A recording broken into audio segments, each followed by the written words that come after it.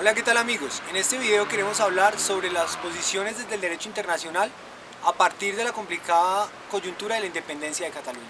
Advertimos que no se trata de un asunto cerrado limitado a un estar a favor o en contra, sino que es un fenómeno complejo, fundamentalmente político, en el que la formación de un nuevo Estado dependerá del proceso político liderado por los movimientos sociales, los representantes políticos y las fuerzas de coacción. Se trata en últimas de un complicado juego político de poder, sin un rumbo definido, de una vez y para siempre. Primero queremos hablarles un poco de qué ha ocurrido en Cataluña y cuál es el estado de las cosas actual, para después reflexionar junto con ustedes sobre las posiciones que desde ciertas interpretaciones del derecho internacional se pueden dar al respecto. De acuerdo con Max Weber, los nuevos estados solamente se pueden formar en la actualidad si se viola la integridad territorial de otros estados. La tierra, por decirlo así, está estatalizada. Incluso la jurisdicción sobre la Antártida es ejercida entre varios estados. La formación del estado no se puede explicar meramente con el derecho internacional. Las investigaciones del sociólogo estadounidense Charles Tilly sobre el origen de los estados muestra que los estados nacionales europeos comenzaron a aparecer gracias a una vía que mezcló la concentración de medios de coerción y la acumulación de capital. A continuación presentamos algunos hechos que marcaron la evolución de la coyuntura independentista de Cataluña. 23 de octubre del 2012. El presidente de la Generalitat, Mas, pedía a Rajoy más autonomía fiscal. 1 de octubre de 2017. Celebración del referéndum de independencia, referido a la separación de Cataluña de España. Esta fue declarada ilegal por el gobierno español. 10 de octubre de 2017. Declaración de independencia, pero para negociar con el gobierno español, pues Puigdemont la suspendió segundos después. 27 de octubre de 2017. Nueva declaración unilateral de independencia, ahora sí, y aprobada por el Parlament de Cataluña. 27 de octubre de 2017. Tropas del gobierno español ocuparon Cataluña bajo la legitimidad proporcionada por el artículo 155 de la Constitución española. Primero, si una comunidad autónoma no cumpliere las obligaciones que la Constitución u otras leyes le impongan o actuare de forma que atente gravemente al interés general de España, el gobierno, previo requerimiento al presidente de la comunidad autónoma y en el caso de no ser atendido con la aprobación por mayoría absoluta del Senado, podrá adoptar las medidas necesarias para obligar a aquella al cumplimiento forzoso de dichas obligaciones o para la protección del mencionado interés general. Segundo, para la ejecución de las medidas previstas en el apartado anterior, el gobierno podrá dar instrucciones a todas las autoridades de las comunidades autónomas. Los líderes independentistas fueron condenados el lunes 14 de octubre de 2019 por el Tribunal Supremo. 9 fueron condenados por sedición, 3 por desobediencia, aunque con libertad bajo fianza. Oriol Junqueras, ex vicepresidente de Cataluña, tuvo la pena más alta, condenado a 13 años de prisión por sedición y malversación de fondos. Actualmente se registran protestas por esa decisión, particularmente intensas en la ciudad de Barcelona. El equipo de fútbol Barcelona Fútbol Club en un comunicado rechazó la condena del Supremo e insistió en la solución política negociada para dirimir el conflicto de Cataluña. El aeropuerto de Barcelona ese mismo día terminó colapsado y cancelando 108 vuelos. Pues el derecho internacional es el pueblo el sujeto jurídico que tiene el derecho a la libre autodeterminación. Esta cuestión ha sido abordada jurídicamente tanto por la Carta de las Naciones Unidas como por la Declaración sobre la concesión de independencia a los pueblos y países coloniales, la Resolución 1514 de la Asamblea General de las Naciones Unidas de 1960 y la Declaración sobre las Relaciones de Amistad de 1970. Pero en ambas declaraciones la autodeterminación está limitada, pues se considera como un último recurso, aplicable a casos como la colonización o la opresión sociopolítica generalizada. Tales criterios se cumplieron respecto a la situación de los pueblos que emprendían luchas nacionalistas por la descolonización, principalmente en África, dado que eran pueblos oprimidos y no tenían representación política legítima. Ghana en 1957, 3 años antes de la resolución 1514, fue el primer pueblo africano en haber obtenido su independencia ante Reino Unido. Existen dos tipos de autodeterminación: la interna, que demanda más autonomía, y la externa, vinculada con la secesión, es decir, la separación territorial y casos de extrema opresión como la colonización. De ese modo, se formó desde la década de 1960 el consenso histórico en la ONU de que la colonización era un error histórico y que la autodeterminación solo aplicaba en casos extremos.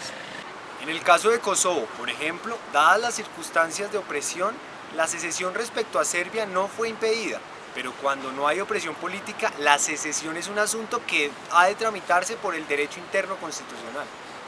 El debate es, entonces, dadas las particulares circunstancias de la coyuntura independentista catalana, si el encarcelamiento de la mayoría de líderes independentistas por el delito de sedición matiza la idea de que en Cataluña no hay opresión política, como sostuvo la investigadora jurídica Milena Esterio en 2018. Justamente para enero de 2018, Esterio afirmaba que la autodeterminación externa de Cataluña atravesaba dificultades jurídicas desde el derecho internacional, pues este gozaba de autonomía interna y España se había comprometido a respetar esa autonomía. Además, no era claro para ella que el pueblo catalán fuera un pueblo extremadamente oprimido por el Estado español. Para ese entonces, Esterio exponía que España presuntamente estaba más predispuesta a negociar más autonomía. Su conclusión entonces fue la siguiente: si los gobiernos de Irak y España continúan respetando los derechos de autonomía kurdos y catalanes de manera suficiente para el cumplimiento significativo de la autodeterminación interna de estos pueblos, entonces estos dos no tienen derecho a reclamar derechos basados en el derecho internacional para su autodeterminación externa a través de la secesión. Sin un derecho internacional a la secesión, las reclamaciones de independencia kurdas y catalanas probablemente se regirán por la ley interna y con suerte se resolverán mediante negociaciones políticas. Una opinión distinta la ofrece Jur Vidmar, para quien, tras la declaración suspendida de independencia del 10 de octubre de 2017, la actitud de España fue la de no querer negociar. Su posición es que el derecho internacional no puede explicar cómo emergen los estados, sino que establecen reglas de juego para tal emergencia, aunque estas reglas quedan mejor delimitadas por el derecho interno constitucional. Según Vidmar, las secesiones unilaterales, lo que Esterio consideraría como mecanismo de autodeterminación externa, no son ilegales desde el derecho internacional, de acuerdo con la opinión consultiva de la Corte Internacional de Justicia para el caso de Kosovo. Asimismo, para el caso de Quebec, quien también quería la independencia, la Corte Suprema de Canadá consideró que la secesión unilateral solo podría ser exitosa si tenía el reconocimiento de otros estados. Pero esta Corte también establece que si hay un deseo de independencia, no importa que éste no sea reconocido en un régimen democrático. Antes bien, la existencia de este deseo ya debe instar a la negociación.